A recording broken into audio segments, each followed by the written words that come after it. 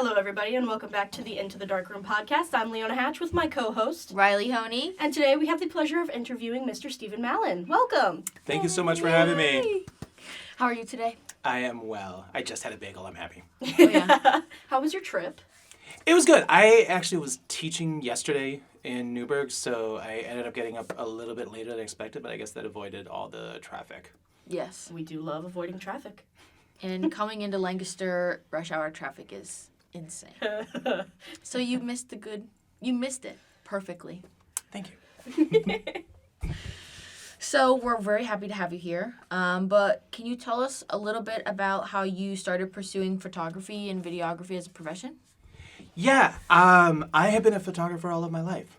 My father loaned me his Canon AE1 when I was 3 years old. I still remember the first photograph that I shot of them when we were in California.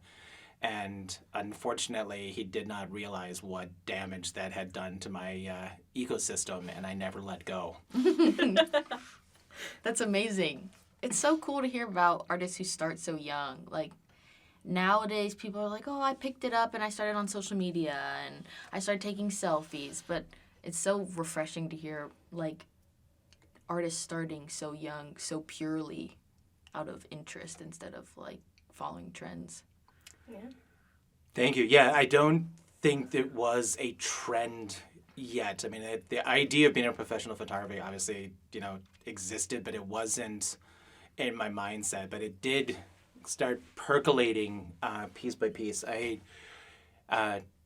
ended up being able to take some classes at a community center. We had moved to North Carolina at this point and started learning how to print color when I was in high school. Wow. And then from there, I ended up with a assignment to shoot the first Lollapalooza. And, wow. Yeah, ended up in the press pit with Trent Reznor performing, and did my actual first interview at Lollapalooza. Was absolutely terrified. That is awesome. I want to go to that so badly. Me too. My dream is to become a concert photographer, so that's absolutely insane. Well, just keep following Taylor and just Yeah. tell her every once in a while, I really want to get in. She'll probably get you a pass. Oh, yeah. Probably would. Yeah. Yeah. I will start doing that. So where are you originally from? So I was born in the United Kingdom. Wow. My parents are English-Irish descent, and we moved to the U.S. when I was about 3 years old. We originally moved to Minnesota, and we were there briefly, went to California, then went back to Minnesota to North Carolina. I went to college in Rochester at RIT. And then from Rochester, I also did 2 summer internships in Philadelphia with RIT alumni. And then got to Brooklyn in the mid-'90s. And we stayed in New York City for over 20 years. I kind of thought you were going to say you went back to Minnesota again. My parents did. Oh. Wow. Yeah, just not with me. They must really They let me know. They told me. They must really love Minnesota to keep going back. It was my dad's job.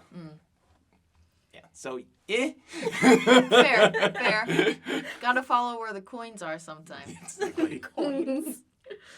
So, I was digging through your website a little bit, kind of stalkerishly, but looking at your website, what is the most fulfilling body of work you've done?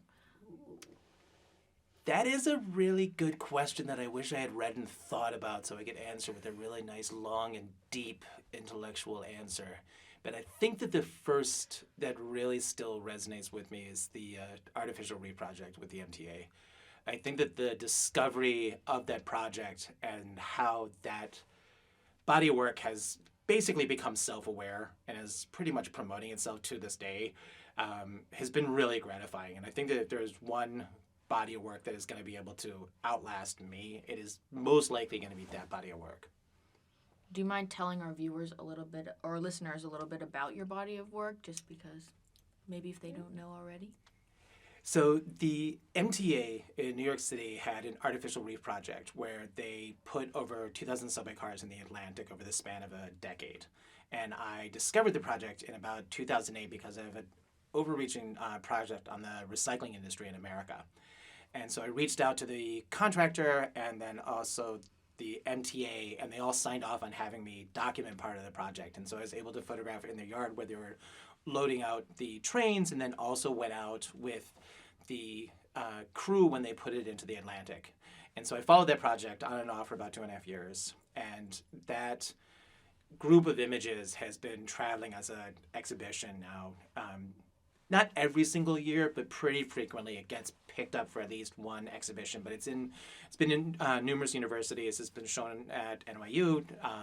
It was out at East Lansing, Michigan State University in East Lansing. I went to Rome. It's been in festivals in California, shows in New York, art fairs in Miami, and yeah, it keeps moving. That's amazing. Well, it is train cars, and they do like to move. Yeah, yeah. Nice. That's fair, Leona. So what styles of photography or videography inspire you the most? Me personally, looking at your work, I get a deadpan vibe from some of your work, which I am in love with deadpan. I think it's a beautiful style of documentary, but what do you categorize your work in? So my absolute favorite artist is Picasso. So when I am photographing, I am documenting the project, but I am also thinking about how can I sometimes eliminate the, like, a little bit of the stigmatism of, oh, that's a photograph. Because when someone looks at my work and says, wow, that looks like a painting, that is like the highest level of compliment. And I think it because there is still, it's like there is fine art and then there's photography. It's like fine art is this other category, and fine art is above photography. It's like, it is more unique and more special to be able to paint well than it is to be a good photographer. And so when I have been able to create a photograph where someone is looking at that and not knowing that they are looking at a photograph at all, that has been the absolute compliment. So it gets back to the inspiration. That is like one of the things that I'm kind of drawn to is like some of the abstract painters and also just cubism, and how can I, get my work to, move beyond just the association of being a photograph. I think Roland Barthes would be applauding you right now. Thank you very much. Eric's teaching us a lot about him in my class. So he'd be applauding you. What is the most important detail that you want viewers, listeners, to take away from your photography?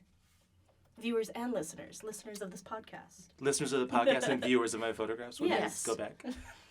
I think a piece of curiosity is always appreciated when people want to know more and understand more, when they're looking at these things and just, wondering how and why and what they are seeing. So I think that if it sparks the quest and the question for them wanting to understand further, that they will, look further into my website, look further just, out into the world about what was happening in these stories. Because there's a number of different projects on the website, from the Artificial Reef Project, also my photographs of Sully's emergency landing in the Hudson River, and then the largest floating structure ever built that I shot in South Korea for the New York Times, and then the history of the SS United States that's docked in Philadelphia. And so like any of these narratives, when they pick this up, and also my current project, Passing Freight, where I'm going out and photographing the active freight lines in the U.S., and I'm photographing the cars as the actual object. And so I want people for those images to resonate and connect and start, relating back to their own story or making them want to create their own. I think That's very inspirational. yes, it is very inspirational. I think as photographers, it's hard for us to see documentary photography in that light sometimes. We always think of weddings and protests and like taking pictures of people doing something big and important, but the objects that are helping them do those things or that are left from those things are so much more beautiful in some lights. Yeah, I have been driven towards the industrial landscape on and off my entire career. Getting back to the early days and everything, I was out at the construction sites photographing the expansion of the highways, and then the contractors would come and tell me, it's like, it's okay that you're here taking photographs, but do not run across the active roadway because the trucks might not see you and kill you. They also had to pull me off of the runway because I was laying down on the runway to get the photograph of the Cessna landing, because I was like, oh, it's far enough away, it won't be a problem. So that became a little bit of an issue. I started learning about safety early on. Yeah, I think safety would be my biggest concern, but your imagery is so worth it. Thank you. It's worth a life-threatening encounter to get the beauty sometimes. Not that we're encouraging our listeners to do that. We're Not not at all. encouraging that, but leave it to the professionals. I curated a show and I have a photograph that is actually titled "What Could Possibly Go Wrong." That sounds very fitting. I can picture the many possibilities in my mind of what that could be based on your art. Okay. So who has been the most influential person in your career? My wife. So Aw. cute. That's so precious. She has been incredibly supportive and helpful, and the conversations that we have had that have driven the projects and planted and supported the ideas have been, it's been really important to have her there. We love supportive partners. Yes. 100%. It's so interesting to hear you say that, because there was another woman, Sarah Bennett, we interviewed, and she had a very similar response, that her husband was so supportive for her. And I strive to have a relationship that way in my future, that I can find someone that is 100% supportive of the goals and projects I'm passionate about. Well, 90%. Okay. Don't go crazy. Okay, but, okay, you know. okay. Well, I just want above like a 25, you know? Oh, That's yeah. a good number, right? Just the fact that you say 25. Leona, we gotta start somewhere. I'm already there. I got a great I know partner. you're so. lucky. What is the most important lesson that you've learned during your time as a photographer or videographer? Most important lesson as a photographer and videographer is walk, don't run. 3-point contact was really interesting in South Korea, and it kind of stuck with me for a long time and everything. And it's the whole aspect of, you basically have 4 points of contact, your feet and your hands. And their rule on the scaffolding and everything was that you always need to maintain 3. And the way to add that is by like a safety harness where you're tethered. And so it was a little restrictive, but we were always in this harness. So even just going up the stairs, you would have to connect to the staircase and everything. So just in case you slipped, you couldn't like fall down the stairs. And it has stuck with me so much when I am carrying things. When I think about, it's like, wait a second, if I only have 2 points of contact, if something goes wrong right now, there's the possibility of something really unfortunate happening. So that, from a safety standpoint, that's actually was really helpful, just even in my day-to-day routines. From a photographic and visual aspect of it, I have really worked to always remember to, capture now and edit later, and look and think and overshoot and not assume that the image that I'm absolutely in love with right now, that I think is, oh my God, is the absolute perfect moment, actually might be improved if you step back 3 feet or get a little bit lower and get away from your comfort zone. Shoot up, shoot down, shoot to the right, shoot to the left, shoot what's behind you, shoot what's above you, and then edit later. And don't get into that monkey habit where you're sitting on the back like, yay, and then you miss what happened. Yeah. I need to take that advice. I need to take that advice from you. I need to put that in my mind and take it with me. What I know we had spoken a little bit before this about the woman dancing in the truck. I would love for you to share that with our listeners, because it is such a beautiful moment and you seem like such an amazing people person. What is your advice for people to get closer to people in public to hear their stories?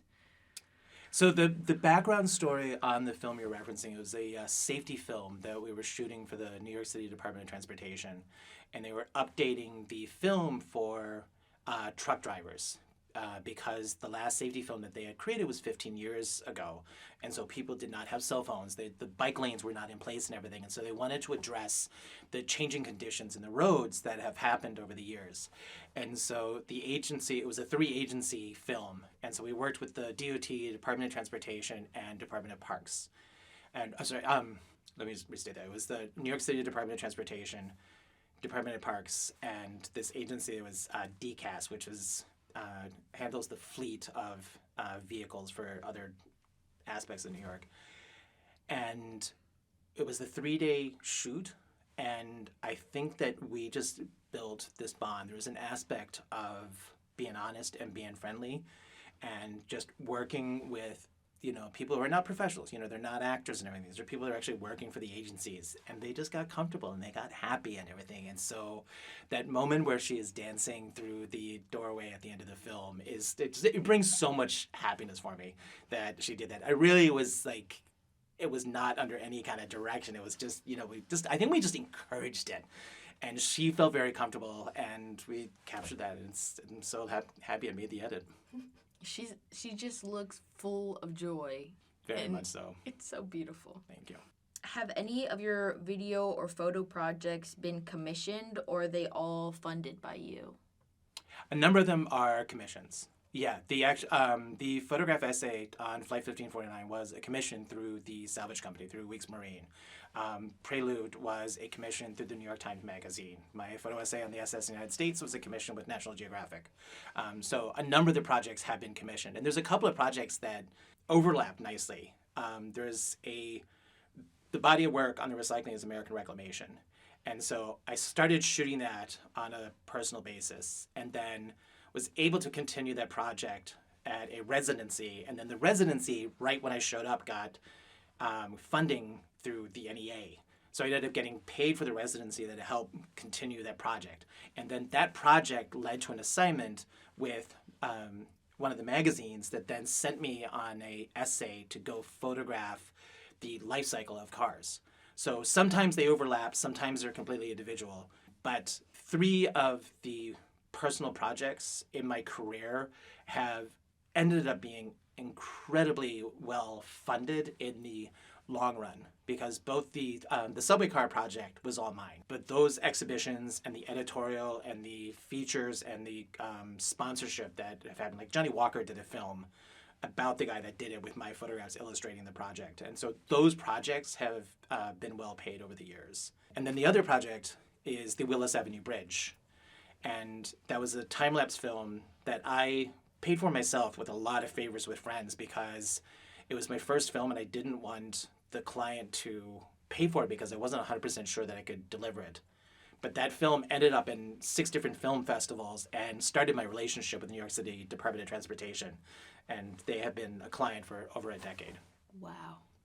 How did you gain the confidence to be able to just go after that, knowing it might not be everything you wanted it to be, or be able to execute it and still pull it out? That's amazing. I think part of it is having faith in yourself. It's really about having that support network, about, just believing that what you obsess about and what you love, there's going to be an audience for it. And it's really about finding that audience. And, that may branch out globally. It may be something that is easier to find. And sometimes it's a niche area that I believe that it was going to find a purpose in a way. And I'm really happy about the projects that it's got me to. A lot of art students struggle with the confidence to be able to go out on their own after graduation and really pursue what they love, if it's not something that they are guaranteed to find a career path in that's going to be lucrative. And I think everybody can take that advice who's in the same situation of just being confident, and it's hard to do. Oh, very much so. And it is absolutely a long haul approach. It is not a fixed path. There is no guarantee whatsoever. And you've really got to be looking at the 20, 30, 40-year curve. It is not going to get you into the MoMA 6 months out of graduation. It has happened. It can happen, but it's really, really unlikely. So you really got to be step, step, step, and just you keep climbing. or keep walking. Sometimes it is going to be, just staying afloat. But, you keep producing the work, you keep branching out, you keep finding the community, you take jobs. Absolutely. You've got to get funding. And figuring out what kind of funding makes sense for you is really, based on the situation, based on the personality. I wanted to find a way to shoot that was going to be basically funding the work that was going to be going straight to the wall. And that was part of the assisting process, was like, what can I shoot that someone is going to fund and pay me for, and that I can turn around and create a print and drop it up onto the wall and put it into a gallery. So. Wow, you're so motivational. Oh, you're thank you. amazing. So, if you could define the stairs of the ladder that you climbed to get where you are now, what would be the base stair? Obviously, you graduated from RIT and you did your projects in Philadelphia, but what was the first all on your own step that you made? Gazillion years ago. I think moving to New York. It was 96, and at the time, there wasn't anyone, for some strange reason, didn't want to live with me. And so I just needed to find an apartment on my own that I was going to be able to afford and get me to the city. I felt very home in New York. I really loved the energy. And I remember so clearly because I had heard so many horror stories about finding an apartment in New York. So I took the first one that I found. What I learned afterwards is they meant a good apartment. So I was in an attic apartment 5 stops away from Coney Island on 22nd Street and Avenue U, way, way down in Brooklyn. And I remember running into somebody on the train, and she came and sat down next to me and everything. I was actually reading American Psycho on the train. Interesting choice of books to be reading, but yes, in public. And I remember we were talking and everything, and I was like, "Oh, do you live out here?" And she was like, "No." So anyways, after that, I moved to another place. But anyway, so I think just getting to the city and then reaching out to the alumni, and also to some of my idols. I wrote letters to a number of photographers that I was really inspired by in college. And the first assistant of one of the photographers, the writing really resonated with him. And so he brought me in. And I stayed there for a couple of weeks. Unfortunately, I wasn't able to stay very long. But I think that is also one of the things, is just reaching out to those people that inspire you. They have offices, they have agents and everything, but it is possible that you can get there, whether or not it's a director, producer, talent. There are people out there. So if you reach out and make it personal about the connection, about why their work resonates with you, I think there is a better chance about starting to build those relationships. And, you may be the fourth assistant or the PA on whatever set, but it's the foot in the door. And it will start getting that. And then you meet the other PAs and, some of the senior people. And then maybe there's somebody in the art department that really likes your energy and everything. And it's like, hey, we've got a job this week. Or I'm shooting my personal film next week. We don't have any money, but I can at least, take care of lunch and everything. It's like, I'm not doing it that Saturday. It's probably better to be shooting than just sitting on the couch. And so that person, then may get picked up by somebody to shoot a small ad, and then they have a small budget. And, that can all add. And so the network and the people and everything and the community, and if people start really responding to your work ethic and you and your personality, and those can all get together. Can really start to snowball. Yeah. Okay, Leona, pull out the phrases. Cool. Okay. I believe that's all the questions we have for you today. Thank you so much for joining answerer. Us. Speedy answerer, yes. Speedy. Yeah, you have such good answers. Speedy answerer. Yeah, Leona, it's a word. Answerer? Yeah. Is it? Answerer. It's a word in the Rylee dictionary. It is. But yes, that is all the questions we have. Thank you so much for joining us. I know you have an artist talk later, and I'm excited to see that. Thank you. Yep. Listen to that? See that? Both? Yes. Both. I will show visuals and speak at once. So yes, both. I do want to let everybody know that I do have a solo show opening at the Southern Allegiance Museum of Arts in Allatoona. It's opening late April. So Wow. April 27th, I believe, is the public opening date. So we should convince Eric to take a field trip there. Yes, we should. Eric, bring the bus around. Anyways, thank you to all our listeners. This is Leona Hatch and Rylee Hohney. signing off. Bye. Bye. Thank you.